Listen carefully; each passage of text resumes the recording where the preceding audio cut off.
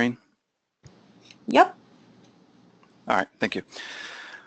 All right, welcome everybody to the Advanced DAX webinar by Pragmatic Works. My name is Mitchell Pearson, and I will be kind of walking you through this presentation today. I know that when we talk about Advanced DAX, that's kind of an anomaly, or it's kind of ironic, and I say that because I get the opportunity to teach DAX many times during kind of our Power BI boot camps, and a lot of the people that I teach DAX to have never even heard of the DAX expression language before. And by the end of that day, or really by the end of a few hours, they're able to do a lot with DAX. They're able to work with a lot of basic functions. They're able to build calculated tables. They're able to build calculated measures, and they're able to really start adding a lot of analytical value to their data models within a very short amount of time. So for a lot of people, when we say advanced DAX, they're like, well, how complicated can it really be? It was so easy to learn when I really first started that it doesn't really make a lot of sense. But hopefully, some of you have already ran into some of the complications that come with really going from an introduction level of DAX to more of an advanced knowledge of DAX, and that's kind of what we're going to introduce today. We're going to get a little bit out of those base calculations and start talking a little bit more in depth about filter context. Now, I saw that about 50% of the people on here said they're already familiar with filter context. About 50% said they were not. However, probably everybody is, because if you've built a basic measure in Power BI, or even if you've done some stuff in pivot tables in Excel, then you're familiar with filter context, even if you're not familiar with it, and that'll make sense here in a little bit. I've got my contact information on the screen. I blog at mitchellpearson.com. You can reach me by email at mpearson@pragmaticworks.com.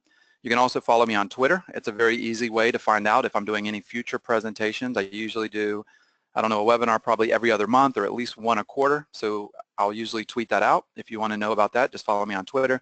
And then, of course, I have my LinkedIn profile up there as well. If you want to connect with me on LinkedIn, feel free to do that. All right, so real quick, just a little bit of information about me. My name, of course, is Mitchell Pearson. I'm a business intelligence consultant and trainer for Pragmatic Works. In the last 6 months, I've really transitioned myself more into a kind of full-time trainer role. Not sure if that's going to be a temporary or a full-time engagement, but that's more specific to our training platform and really trying to build that out and build out the number of courses that we have available. I've been with Pragmatic Works for almost 5 years now, so a little over 4.5 years I've been with Pragmatic Works. I love working here. Hope to be here for many, many more years. I blog, of course, at mitchellpearson.com. All right. So for the agenda today, we're going to talk a little bit about working with variables in DAX. And I'm not going to get too complex there. To really see the true value of variables in DAX, we would have to get into row context and nested row context and how variables really simplify that. But that's a little bit more advanced than what we're going to get into today. But I will show you how to use variables, how to declare them, and really how to make your code a little bit more readable. We're then going to get into calculate, talking about the calculate function, which is by far the most complex and most rewarding function that you have available in DAX. And we're going to talk about the filter context, of course, and how we can use calculate to kind of change or add to, essentially add to an existing filter context. And then we're also going to talk about the filter function and the all function, two very powerful functions that you have. And there's a lot of use cases for them when you start to author those more advanced DAX calculations. All right, so before we proceed any further, I want to kind of review a couple different resources that are out there. The first resource that I ever looked at in regards to DAX was the Power BI book, the Power Pivot book that was written by Rob Coley. Now, the one that I have on the screen here is his latest and greatest version of that book, but I haven't read that one, but I still do have his original book that I've read many, many times. I really love the way he writes his book, the way he goes through the examples. It's phenomenal. He does a really good job of keeping it very, very simple while you're learning at the same time. Now, you're only going to get to a certain level with that book. It doesn't go, super deep dive, but you can absolutely learn a lot from that book. The other book that I have that I really like is The Definitive Guide to DAX, and this one's by Marco Russo and Alberto Ferrari. And this book here is very, very complex. It's, I think, 600 plus pages. It's very, very difficult to read, and you'll know what I mean if you've ever read through that book. You definitely can get pretty confused with it. But if you want to become really advanced at DAX and you're going to be doing a lot of complex calculations, then that's a book that you really want to get. And then the other kind of visual that I have up here on the slide is a picture of our on-demand training here at Pragmatic Works. So I think we've built that out now to about 30 classes, and we're adding new classes. And one of the classes that we currently have is an Introduction to DAX course. And in the next couple of months, we're going to be actually introducing and releasing an advanced DAX course as well. And that's the way I like to learn. I'm a visual person. I kind of get lost in the words when I'm reading a book. I like to see examples, and I like to see somebody walking me through examples and showing it to me. So I really enjoy anytime I can get a class that's been designed and dedicated specifically to what I'm trying to learn. All right, so why advanced DAX? And this goes back to what I was talking about in the beginning when I said that it doesn't make a lot of sense when you say advanced DAX, especially to people that are new. They've built some data models out, they've done a lot of really cool calculations, and they're like, well, why would there be an advanced DAX? And we're not talking about just advanced functions here. We're talking about actually getting in and understanding the context of how your measures interact with different filters that are put on a report. So I've kind of listed this as the multiple phases of DAX, and there's a few different phases here. I was actually watching a webinar, I don't know, in the last couple of weeks here, and it was by one of the virtual past chapters. I think it was the Business Intelligence past chapter. And the guy who gave the webinar was SQLgene. It was SQLGENE, and he has a blog, and he did a really good job, and it was an advanced DAX webinar. And I liked the way that he actually talked about learning, excuse me, about learning DAX. And what he did is he said that there was this kind of S-curve to learning DAX, and I agree with him 100%. What happens is when you first learn DAX, kind of right here on the bottom, and there's not a lot of work that you have to put in before you know a lot of DAX. You're already building a lot of scalar functions, you're already building a lot of calculated measures and calculated columns, and you're building out that analytical value. But what happens is somewhere right around here with calculated measures, you kind of hit a wall. And in order to understand everything that's going on and build the more complex calculations there, you have to go through this really difficult phase here of learning kind of what's going on internally with DAX, with all the different contexts that you're trying to navigate through. And I really liked his visual and the way that he showed this. And up here at the top, he had evaluation context and row context and iterator functions. All of that is up here at the top. And once you understand context, both at the filter level and the row level and your explicit context that you're overriding these calculations with, that's when you get to your level of understanding is higher up here on the top. And then you can continue your learning and really start authoring some of those more advanced calculations. So the phases of DAX here that I have is really the first phase is this excitement phase or this joy phase. It's when you first learn DAX, you realize it's very similar to Excel. The formulas and the functions that you're writing are very similar to Excel. And within a short amount of time, you can add a lot of analytical value to your data models. So you take a data model, you really improve on that, and all of a sudden you're releasing this into production and people are looking at it and they're like, oh, this works great. I love the way these measures are working. And then the next phase is really this, when you start to hit the bottom of that curve there, and you start to get a little bit confused because you go to build a more complex calculation and you start to realize, wait a minute, this is not working the way I thought it should. And you start to realize there's something going on with the filter context. You can ignore filter context, you can override filter context, or the existing filter context that happens by default is causing it so that you can't build those calculations you're trying to build. And you start to ask yourself, why do measures work this way? And then if you're like me, you go through a kind of an anger phase because you didn't learn it as fast as you could. You couldn't find enough information on it. And not only are you confused, now you're utterly confused because when you went to just understand filter context, somebody started talking about row and nested rows and iterator functions and all of these other concepts. And it just made you more confused than you were originally. And this is why there's that steep kind of climb on that S-curve that I was showing you a moment ago. All right. And then finally, you get to a point here where you really start to understand DAX, all right? And this is when you get more into the 400 level of DAX and you really understand what you're doing. You understand how to think in DAX and how to author those DAX calculations that you're building. So you start to understand it. You know you're not necessarily an expert yet, but you understand how to think through those different problems because you've had enough experience with it and you really start to understand DAX. So those are the multiple phases of DAX, and probably most of you are kind of in that first or second phase where it's starting to get a little bit confusing for you, and that's why you jumped on this webinar today. So what we're going to do now is let's transition into the demos, and the first thing I'm going to talk about is working with variables. Variables were introduced kind of in SQL Server 2016, so the tabular model of 2016 is when it was released, and it was also released in Power BI Desktop. Now, all the demos I'll be doing today are going to be in Power BI Desktop, but they easily translate over to tabular if that's what you're working with. So what is a variable and why do we use variables? If you've used variables in any programming language, essentially a variable is nothing more than a placeholder. All right, it holds the place of a value that you're going to pass in at a later time. So it's just a placeholder. The reason we use variables is because it makes our code reusable. All right, it makes it so that we build a variable and then we can reuse that variable multiple times inside of our code that we're kind of building or writing out. Another huge benefit of variables is it makes it easier to write and maintain our code. So we write the code, it makes it easier to write it, to understand exactly what's going on, and then to maintain that code over time.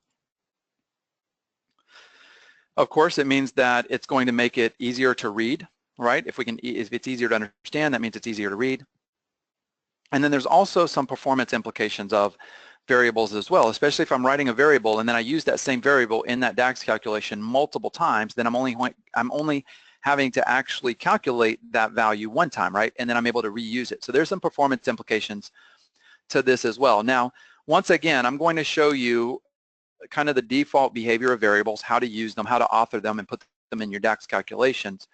But there's definitely going to be some more advanced applications of variables that I'm going to get into today. Now, maybe in my next webinar here, next month, I haven't signed up for one yet, or the month after that, I'm going to get into row context and nested row context and how variables really simplify navigating those different contexts that are created when you're working with iterator functions.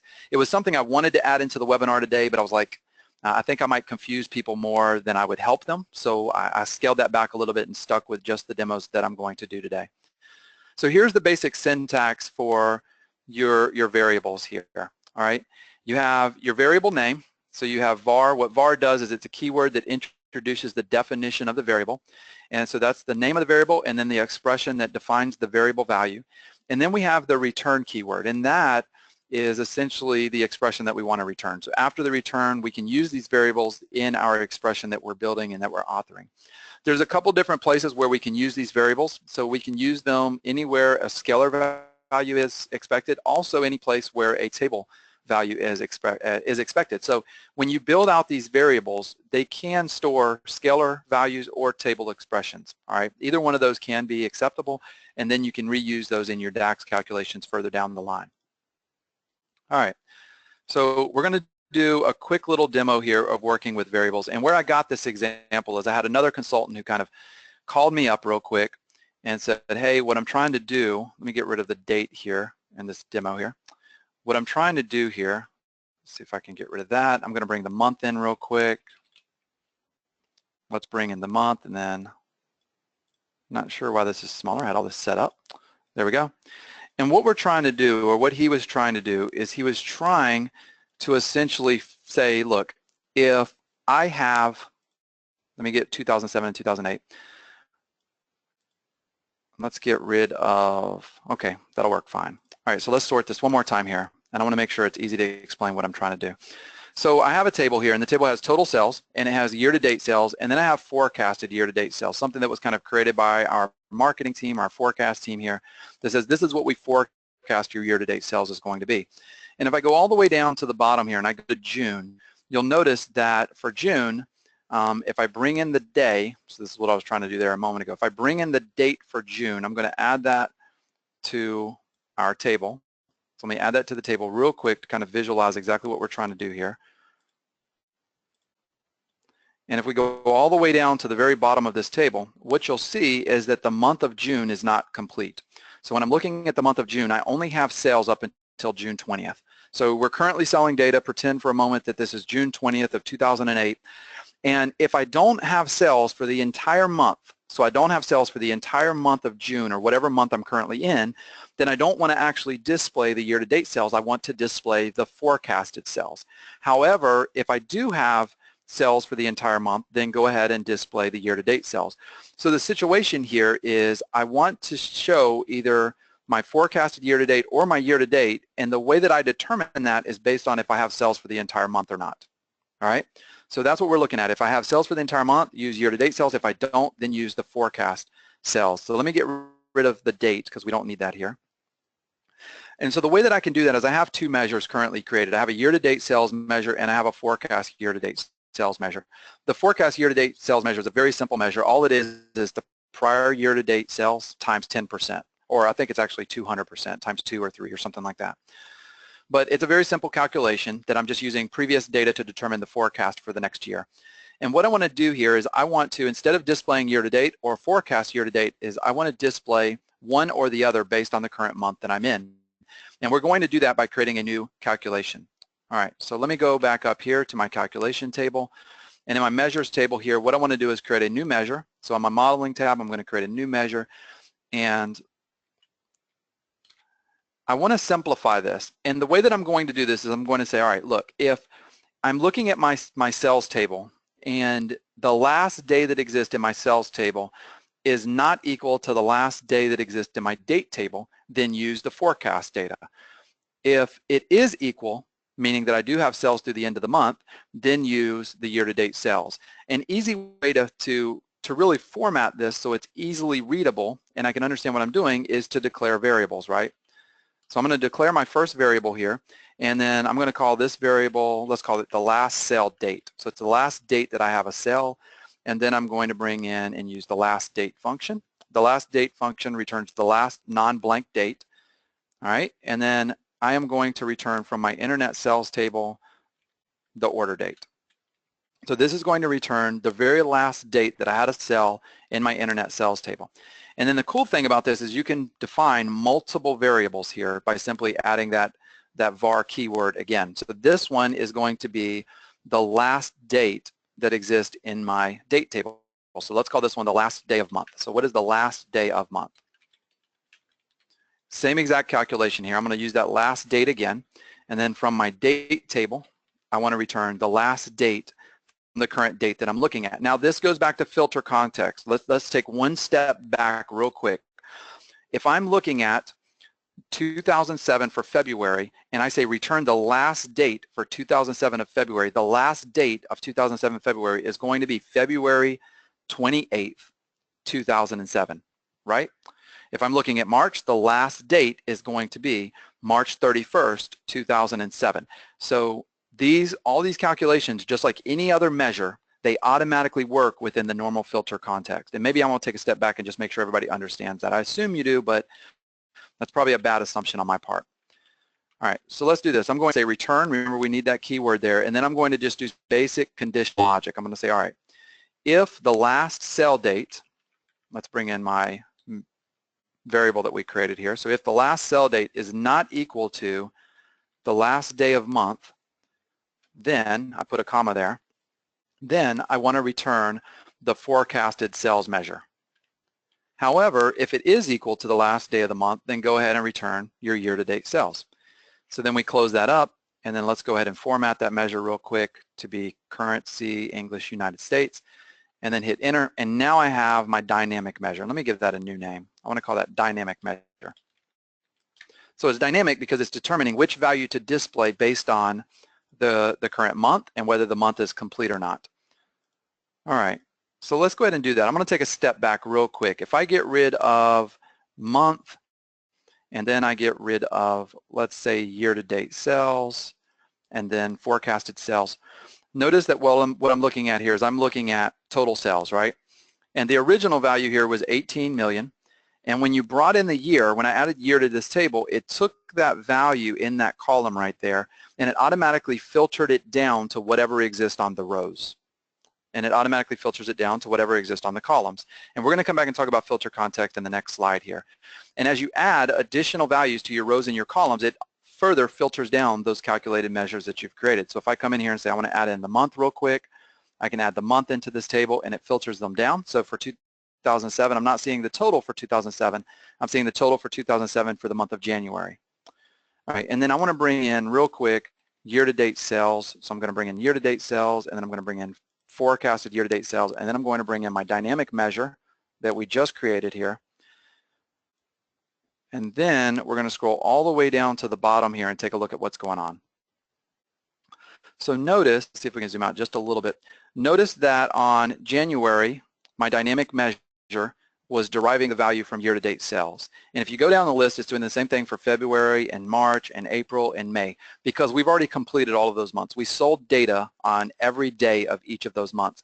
When you get to June, notice that the dynamic measure is, well, it's taking it actually from the wrong one there, isn't it? Let's see what's going on here. So that's June of 2008. That's definitely not correct. Let me take a look at the dynamic measure again. If last date is not equal to last day of the month, oh, okay. So the reason this is not working is because I actually had to create a separate table. So the internet sales table itself actually does have data all the way to June 30th or June 31st. But I had to create a filtered table from that. There we go. And the filtered table, I filtered it down so it didn't have data until the last day. So I just had to simulate a scenario where this would work since I was working with older sample data. Now, let me close that back up again, and then let's go take a look at our dynamic measure, and now it'll work. It's all the way down. All right. Now you'll see that on May of 2008, it's deriving its value from year-to-date sales. However, when we get to June, because June ends on June 20th, it's now deriving the value from my forecast year-to-date sales. So it's a dynamic measure based on the sales. And this is not, don't worry about the scenario itself, just think through how it's a lot easier to read this code now. If we go back and look at this measure that we created, and we zoom into this, it's a lot easier to understand what's going on, because in the very first variable you say, okay, I understand that this is getting the last date for the current month, wherever I'm at inside of my table. This is getting the last date for the date table. Then I'm simply comparing them, and if they don't equal, in other words, if I don't have sales on the very last date of the month, then use forecast, else use year-to-date sales.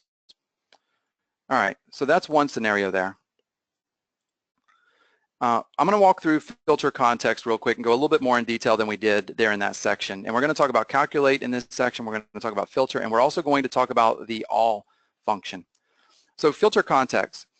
The filter context is anything that you apply to your rows, your columns, your slicers and filters. Remember, a slicer is a visual filter. A filter is just a filter that's on the report. You don't see it, but and then we also have another concept here, which is DAX formula filters. And these are explicit filters that you add to a calculation when you create them. So in this example right here, I have a slicer that filters it down to 2009. I have another slicer that filters down the product brand to Contoso and Proswear. And then on the rows, you have an additional filter here. And on the rows, the filter is on whatever the product is.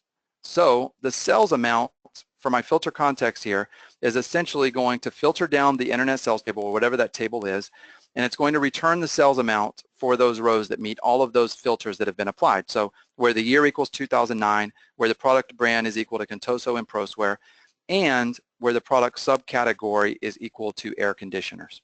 All right, and then that happens for every single one of these products all the way down. So that is the filter context, and that happens automatically by default whenever you build a calculated measure in DAX, which is really cool. That's what people love about DAX, is how dynamic it is. However, when you get into more complex calculations, you need to figure out how to override that or remove that filter so you can do things like we're going to talk about here now. So if you've never heard of the calculate function is by far the most complex, but also the most powerful function that you have in the DAX language. It's the only function that you have in DAX that allows you to actually change and override a filter context, to actually change the filter context. And what it does is it allows you to apply a filter to an existing expression. So inside of your calculated measure that you've created, you can apply a filter to that. And a lot of times where you're going to use these are going to be to do things like ratios and percent of totals, but that is a very small example there of what you can use calculate for. When you start building more advanced calculations, you're going to be using calculate in almost all of those. The syntax is very simple. All right, you start with the calculate function, you then have an expression, and then you have optional parameters that allow you to apply your own filter. Those are optional. When you get into a little bit more advanced scenarios, you'll see why that is. In our scenarios, we will be adding those optional parameters. The expression there at the beginning is typically going to be an aggregate. So it's going to be something like total sales or total transactions or average or something along those lines. So it's an aggregate or just an expression that you're doing, and you're overriding the filters on that expression. And then, of course, what we're saying here is that calculate can add to or override an existing filter context. All right, and at the bottom here, we just have a couple different examples of how that looks inside of a formula. The other expression I wanted to show you real quick here is the all expression. The all expression is kind of an enigma. It's really interesting. What it does is it allows you to return all the rows in a table or all the values in a column, ignoring any filters that might have been applied. And this is a function that you're going to use a lot in DAX when you start building more complex DAX calculations, because you need to ignore the current filter so that you can return the entire table and perform the calculation that you're trying to perform. And I'll go through a couple examples here when we get into DAX here in just a moment, which I think is coming up. Now, in this example, I'm going to show you how to author a percent of total calculation, and then I'm going to show you and compare and contrast that against the Quick Calcs. So if you're working in Power BI Desktop specifically, they've added this new feature called Quick Calcs, and it's a really good feature and really cool feature, but there is one kind of downside to that, and I want to show you the difference, because a lot of people are thinking, oh, well, if the Microsoft team keeps adding in all these quick calcs and these quick measures, why do I need to learn DAX? And I'm going to show you one of the caveats to using those quick calcs compared to kind of building out your own expression using the DAX expression language. All right, so we're going to go over here and let me bring in module 2. And once again, I have a very simple example here. And what we have here is I've taken total sales and I've brought it into a matrix. And so on the rows, we have our different countries. We have United States, we have Australia, we have United Kingdom, so on and so forth. And what I want to do is we want to create a percent of total. So I want to know United States, what is their total sales percent of all countries? What is Australia's total percent to all countries? So what we need to do here is essentially I need to divide the United States by the total sales for all countries. And that means that I need to be able to get the total sales for all countries and put that really on the same row with the United States and with Australia, so on and so forth. But the problem with this is, if we just got done talking about filter context, is any measure that I bring into this table here is immediately going to be filtered down to the country. Meaning that if I bring total sales in again, what happens is, let's go ahead and do that. I'm going to bring in total sales again.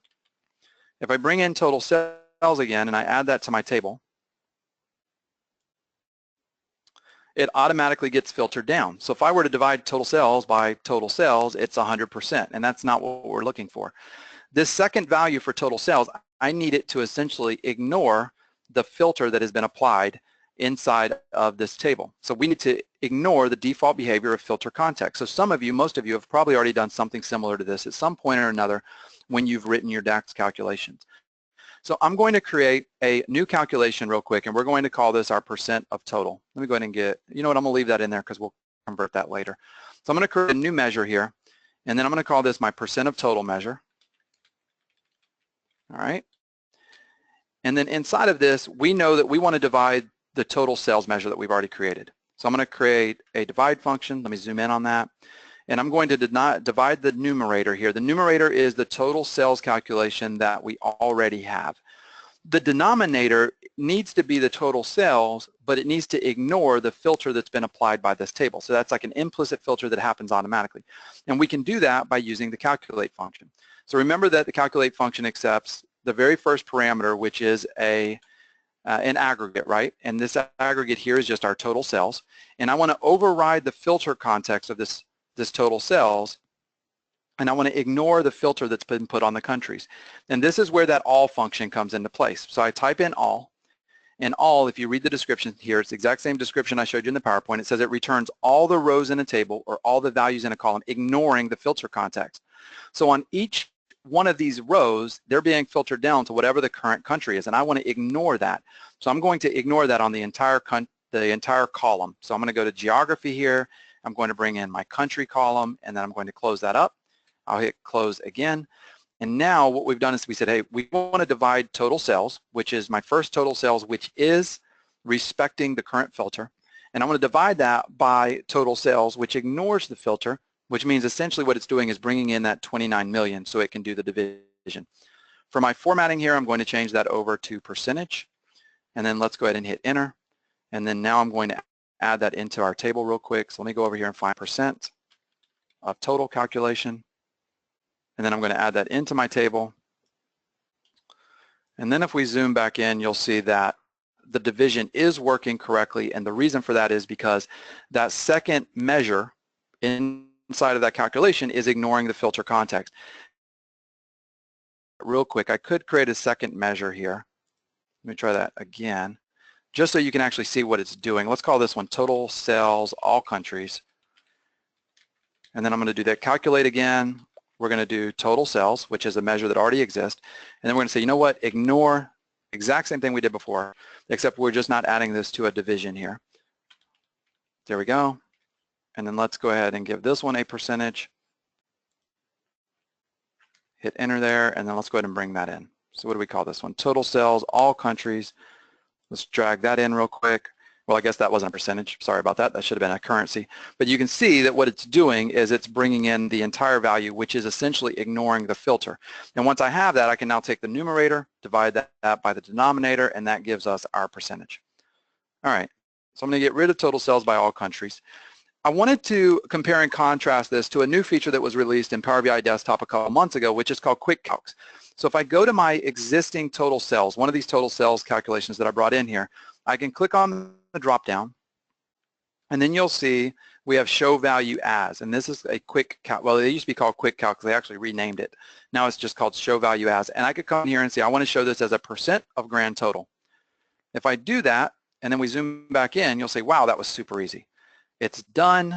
Why do I have to waste DAX to do any of this, right? Why do I need DAX if there's obviously a shortcut to this? Well, one, you might be using tabular model, not Power BI Desktop.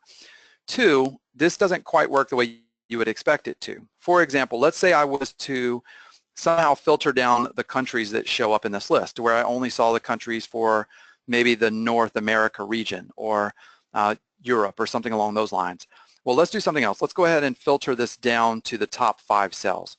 So what we can do here, this is another feature, is I'm going to go all the way down to my visual level filters here. And this is extra. This is not part of this webinar here.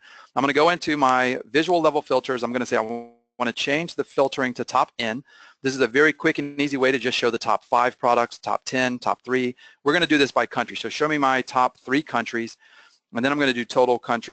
I'm going to do it, order it by value. So the value is going to be total sales, and then I'm going to apply my filter. So all I did is go to visual filters, expand the country, say I want to see the top N number, and we're filtering that down to the top 3 by total sales, and click apply filter.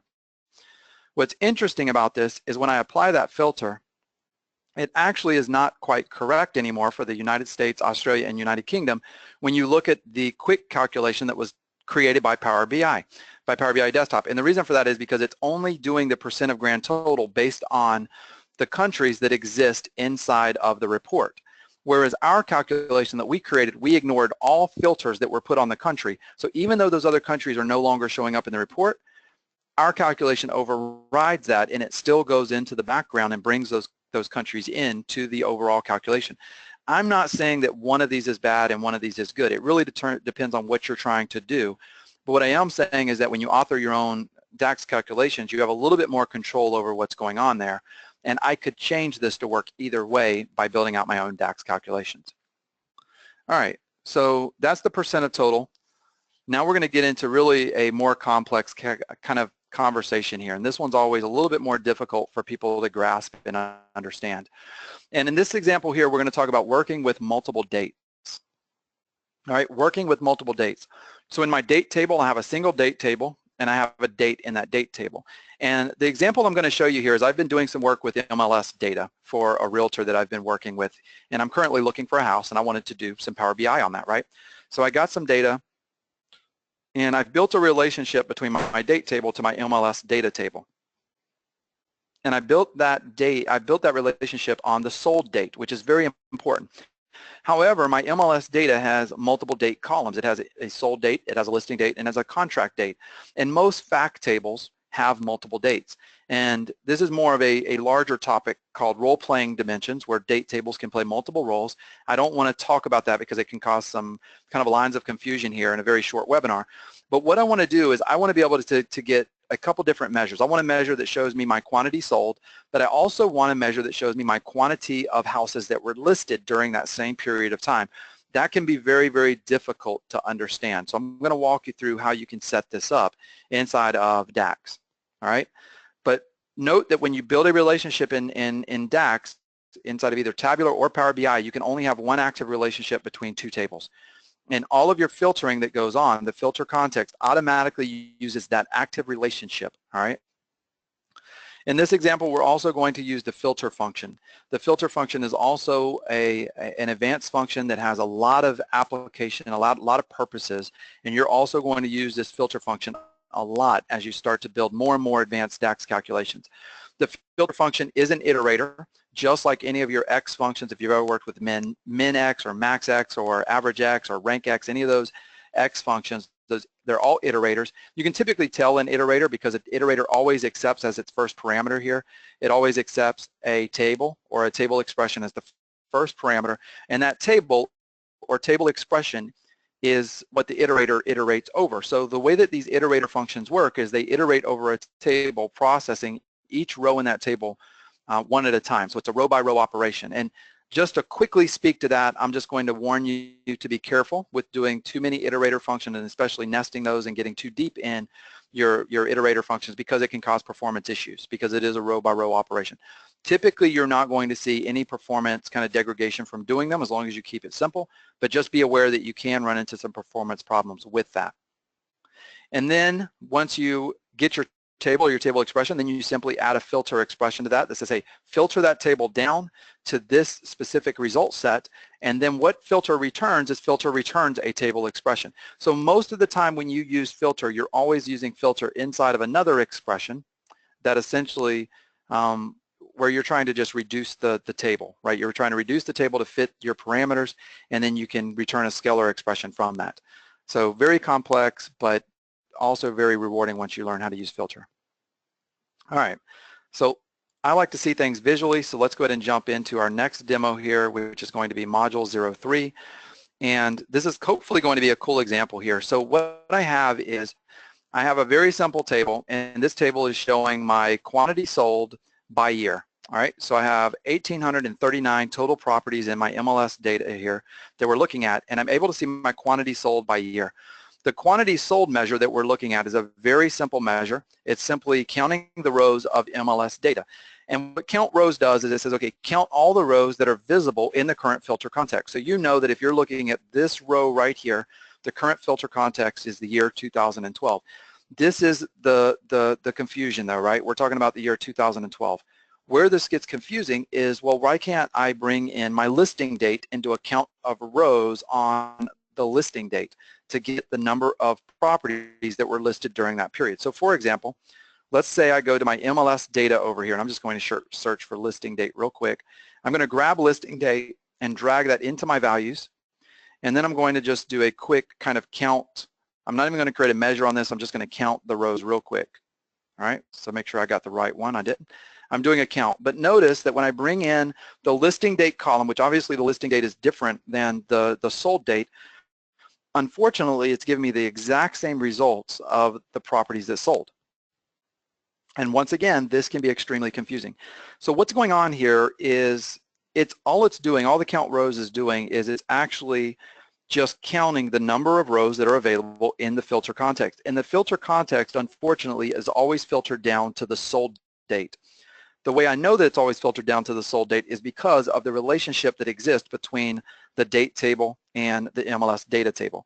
So if I go over to my relationships table and I look at my date table here, you'll see that the active relationship, it's the one with the solid line here, the active relationship is created on the date column to the sold date in my MLS data. And what this means is that anytime there's a filter that's added to the date table, like the year, for example, the year propagates through this filter and it filters down the MLS data table. So if you were to pass in 2011, for example, it would filter down the MLS data table to only show the records that exist where a property sold in the year 2011. So when I do a count row on that table, I only get a count of the properties that sold in 2011. What I'm trying to do is I want to get a calculation of how many were actually listed in 2011, not sold in 2011, which means I need to use a different relationship, which is kind of tricky. To visualize this just a little bit further, what we can do is we can go over here to, let's go back over to our data tab. I'm going to go over to modeling and I'm going to filter down the existing table here just to give you a visual of what's going on. All right, so I'm going to filter down the existing table. So I'm going to say new table, and then let's call this MLS data I want to give this a name, 2016. And then we're going to use that filter function I just told you about. The table that we want to filter down is MLS data. And then the expression I want to use is I just want to, let's see here. Excuse me. I want to do MLS data, and then we want to use the order date year, right? Or not order date, I'm sorry, the sold date. So I'm going to return the year from the sold date, and I want to say, all right, return only the records where it's sold for 2016, and then we're going to hit enter. When I do that, it's going to create a new calculated table where we're essentially taking the original table and we're filtering it down. By the way, using filter and calculated tables is a great way of being able to kind of debug your code and see what's going on with your filter expressions. Something I use quite frequently. But if I come over here to the right and I start scrolling down, you'll notice that it says that this new table that I just created has 483 records, right? 483 records. If we go back to our report, you can see that for 2016, it says that we have 483 records. This filter over here on the left-hand side is doing the exact same thing that I just did with that filter expression and the calculated table. It's filtering down that result set for that row of data that you see, and then it's just simply counting up the rows. And what I want to do is I want to be able to override that filter context, and I want to be able to get a count of rows on the listing date. And unfortunately, this is not going to happen unless we build out some complex DAX. Now, there's a couple different ways to do this. I'm going to show you the typical way of doing it. There's another way you can do this just using a filter function and the all function together, where you're not creating this relationship that I'm about to create. But what I would do is I would come in here first, and between my date table to my MLS date table, I would create a relationship between date to listing date, which is already created. And all you do is simply grab the date, drag that over to the other table, and build that relationship. All right, so we've already created that. Now what I want to do is I want to override the quantity sold measure that we created, and I want to say, hey, instead of using the relationship between date and sold date, I want you to use the relationship between date and listing date. So we want to override that filter context. The current filter context is on the sold date. I want to override that to the listing date. I said order date, I think. Used to working with AdventureWorks, so I apologize for that. All right, so let's go. We've got a relationship created. So I'm going to go back over here, and I'm going to go back up to my calculations table. And what I want to do is let's go ahead and create a new measure. So I'm going to create a new measure up here at the top, and then I'm going to call this quantity listed.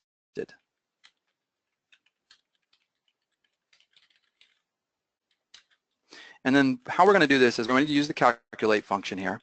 And then I'm going to say, all right, we have a measure already. That measure is quantity sold. Remember that we said the first parameter of calculate is always an expression, which is going to be an aggregation, right? We already have a measure, so I want to reuse it. This measure by default uses the active relationship. And I want to tell it, don't use the active relationship, use the relationship I tell you to use. And there is a function in DAX called use relationship. And I'm going to use the relationship between my date table and the date column, and then I want to use, now this does not work unless you've built that inactive relationship. You can't just come in here and say use a relationship between two tables. It doesn't exist. So you have to build that inactive relationship in the relationships tab like I just did. And then I want to bring in the date from my MLS data table, and we're going to bring in the listing date. All right, so now I'll bring in and say I want to use that relationship, and then if we wanted to format that, we could come up here and make that a whole number. And then let's go ahead and hit enter. All right, so very simple here. I'm using calculate to say don't use the existing relationship, use the inactive relationship. And now, let's go ahead and zoom back out real quick. I'm going to find that calculation that we just created, and let's add that to our table. So that is called, let's see, quantity listed. I must have added it to the wrong table. There we go. Let's see, where is that at? All right, I'm going to look for it. Quantity listed, I put it on my date table. By the way, if you create measures like I do all the time and put them in the wrong table, you can change the table that they're in. So I'm going to change it from a home table of date. Let's move that back over to my calculations table I've created and put that in the right table. And now I'm going to bring in that quantity listed, and I'm going to drop that into this table here. All right. And now when I zoom in, you'll see that we had about 103 that were listed in 2011 that apparently didn't sell in 2011. And you can see that the quantity listed here is different from the quantity that was sold. And this is really cool because now I can start doing, and this is some MLS data. I have a lot of really complex examples I use in this that shows a lot of awesome information about houses that sell and houses that get purchased and list price versus actual sale price and square footage and everything. But this, the reason I wanted to create this calculation is so I could actually look at how many homes are being listed, how many are already on the market, so I can see is the market saturated and how does that affect actual sale prices. And in order to bring in how many houses are on the market and how many have been listed, I had to do this type of calculation, which essentially overrides that filter. So I can look at them on the same row and say, okay, in 2016, for the entire year, I see that only 343 homes were listed in that area and 483 sold. And what that tells me is that demand is up, supply is down. So very simple calculation there. All right, so I have way less time than I thought I was going to have. So let's jump into PowerPoint crashed on me. That's not good. Let me open that back up real quick. I think that's the first time PowerPoint's crashed on me. Let's see where we were there. Nope, that's the wrong one. That is the Advanced DAX course. Hold on one second.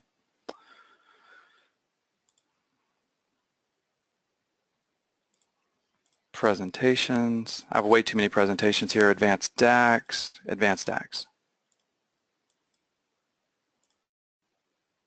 All right. Oh, there weren't any slides left. All right, so the next example I want to show you guys then is total homes on market. All right, so we're not too far off topic here. What I will do is, I haven't mentioned this yet. You guys, I'm sure, have been on multiple webinars in the past. The webinars will be recorded, and what I'll do is I always run out of time because I try to fit too much into the webinar. So the webinar is recorded. You can go back and watch it. If you have questions, email me, but also I'll go through every single one of the questions that came through the chat, and I will post those questions to my blog, and also Pragmatic Works will post it as a follow-up and send you an email once that's done. So you will get the question answered eventually, but I just won't get to it probably during this webinar. But it looks like we might have a couple minutes at the very end here to actually look at some of that information. What I want to do now, though, is I want to look at, we have our quantity sold, right? We have our quantity listed. I now want to create a new measure real quick, and that new measure is going to show me my total number of homes that are on the market at any given point, at any given time. So the way we're going to do that is using the filter function and using the all function in conjunction together. So let's create a new measure. Make sure I select the right table this time. I'm going to create a new measure here, and I'm going to call this one total homes on market. All right, and then I'm going to do that count rows, and then the rows that I want to count is the count rows function expects a table or an expression as a single parameter. And we're going to, remember I said the filter function returns a table expression that can be used inside of other expressions. That's typically how you're going to use the filter function. So now I'm going to pass in the filter function here, and the filter function works over a table itself, and it's going to return data from the MLS data table. Now I'm purposefully making a mistake here, or making an error, and I'll show you what that means in just a moment. So we want to use the all function, but I'm not going to use it on purpose. And what I want to do is say, okay, when I'm counting the rows for 2011 and I'm counting the rows for 2012 and 13, I want to filter this down to only look at, so MLS data where the sold date is greater than or equal to the minimum date. All right, and let's kind of talk through what this is here. The first, there's going to be two criteria. I want to count all the rows where the house has not sold yet, right? So if the sold date of a home is greater than the minimum date of the current context, then I want to count that record. So what does this mean? This is very confusing when you're not actually visualizing it. Remember that the filter context here is the current year, right? That's whatever's inside of the table. So it's the columns, the rows, the filters, and the slicers. And that's why I have us kind of visualizing this report right now. The minimum date for any one of these rows is going to be the minimum date for that year. So the minimum date for 2011 is January 1st of 2011. So if the home sold after January 1st of 2011, then it was on the market during the year of 2011. Make sense? So what I'm doing here is I'm saying if the sold date of the current record that I'm looking at is greater than or equal to the minimum date of the filter context, which changes on each one of these different cells here, essentially, then it's a sold item. Now that's not completely accurate, and the reason it's not completely accurate is because the listing date here, let's see if I can get that to pull up, the listing date must be less than or equal to the max date. All right, so let's walk through this again. By the way, if you don't pick this up, if you've never walked through using the calculate function or the filters and you're not picking this up immediately, that's okay. It took me a lot of times of reading and going through, YouTube videos and any other thing I could find before I really understood this. So I don't expect everybody to pick this up the very first time you see this. What I'm doing here is I'm saying, all right, if the home sold after the minimum date, which if I'm looking at the third row here, the minimum date would be January 1st of 2013. If the home sold after January 1st, 13, and the home was listed before December 31st of 2013, because I'm returning the max from that current filter context, then it was on the market. It's a valid home that was on the market during that year. All right, so let's go ahead, and it's already a whole number. Let's hit enter here, and then I am going to minimize that, and let me go ahead and bring in total homes on market. So I'm going to add that to my table real quick, and let's take a look at that. All right, so how many total homes were on the market in 2012? 256, 330, 337, so on and so forth, and that actually does not look correct. No, that's not correct. What did I do here? Count rows, filter.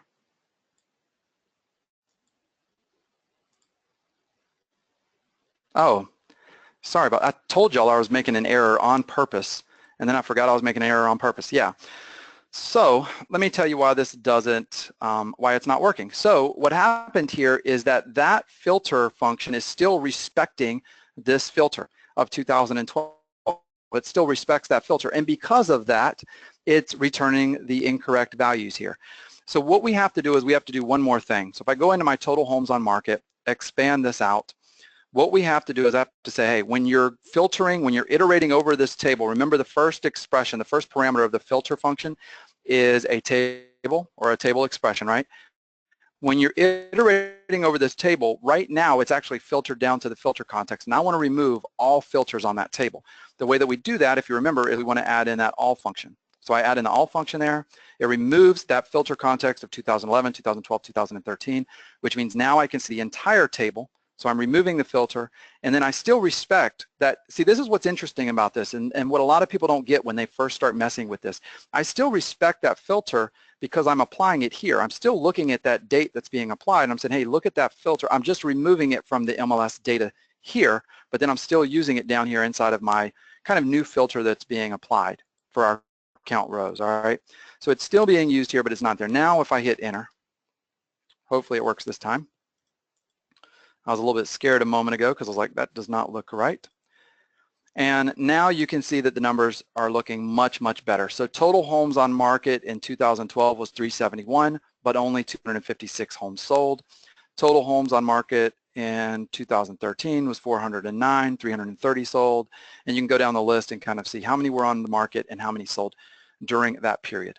All right, so I think we have a couple minutes here. Erica, I don't see the questions, but if you have any questions, either A, you can make me an organizer so I can see them, or you can just give me some of the questions that are out there. Okay. And I can try to answer a couple of them real quick. Let me go ahead and read some out to you.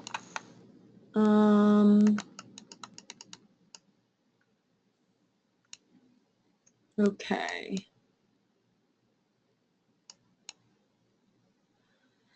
All right. Speaking of multiple dates, is there a way to implement bitemporal data set with DAX?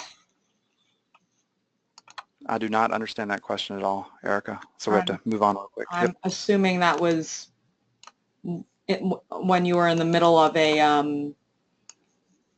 Oh yeah, I know when it was. I just don't know what they mean by bitemporal. Yep. Okay. All right. Can you do DAX calculation if you have semester and just year? For example, fall 2017, spring 2018, and compare current and past semester years. Absolutely. Yep, that will happen automatically. So you can do that with months, quarters, semesters, and years. Weeks are going to be tricky because weeks are more, they don't really fall in specific months or quarters. You get 1 week that shows up in 1 month and the next month, or in multiple quarters or multiple years. But with semesters, absolutely. All you would do is, I don't think I actually have one in my data set here, but if I did, I would go down to my date, I would drag that in, it would automatically be part of that filter context just like the month. So there's nothing extra that you have to do there. That would happen automatically as long as it's part of your data set. Okay, here's another one for you. George asks here, I would like to ask if the quantity listed measure worked because the MLS table contained only sold items. It does only contain sold items. That is an accurate observation. Even though I didn't mention it, it is only showing sold homes. But it will work either way. So the reason that the quantity listed is actually adding up to the exact same number as the quantity sold is because we're looking at, 2016, we're not looking at 2017 at all. And all of those homes that were listed ended up selling, and we're only looking at sold data. But if we were looking at data that was more current in this example, then the quantity listed would actually be higher than the quantity sold. So it would still work accurately, but the numbers would not perfectly match up in the totals column. Okay. Let's see what else here.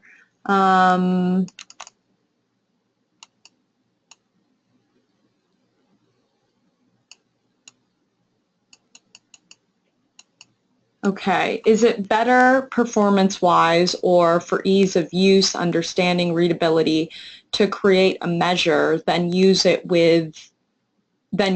in a more complex DAX, or is it okay to nest everything? Yeah, that's a great question. I mean, there's a lot of different reasons why I'm going to answer this the way I will, but we always say it's best to create the measure and then reuse it in everything else, because it's essentially going to make everything you do a little bit simpler. It's easier to go back and read it. So from a readability and a maintainability perspective, it's easier. So for example, let's say that I created a profit measure, and I use that profit measure in my year-to-date profit, my prior year profit, my fiscal year profit, and maybe 20 other calculations. Well, if somebody comes to me 2 months from now and says, hey, we accidentally gave you the wrong logic to define profit, I only have to go to one place and change that profit measure. Whereas if I had just built that logic into every single one of those calculations, then I would have to go to every single one of those calculations and change it in multiple locations, and hopefully I would find every one of those and get them all updated and get them all changed. So we always recommend using that explicit measure and then reusing it in your other calculations specifically for that reason. All right, and let's just do one more question here. Let's see, Joe asks, would you ever create a measure as a date for a comparison? A measure for a date. I might have to email Joe on that one. I don't understand that one. Okay. Typically, no. The only time I would ever create any kind of dynamic measure is if I was trying to look at current year or last 3 months or something like that, and it would determine the value, the range of dates to look at. But if I was doing like year over year or month over month, that's significantly easier than having to go back and actually create a date using a measure. All right, and I will be sending you, Mitch, all these questions if you ever do want to get back or create a blog post based on these questions, just to address, things that people are asking about during these webinars. I'm going to go ahead and wrap up for you here. Thank you so much for presenting today, and thank you everyone for joining us for today's webinar on Advanced DAX. We will be sending all registrants a follow-up email with a link to the full recording of the webinar tomorrow. So please feel free to browse our free training offerings on the Pragmatic Works website and join us every Tuesday for free training. Thanks again, guys.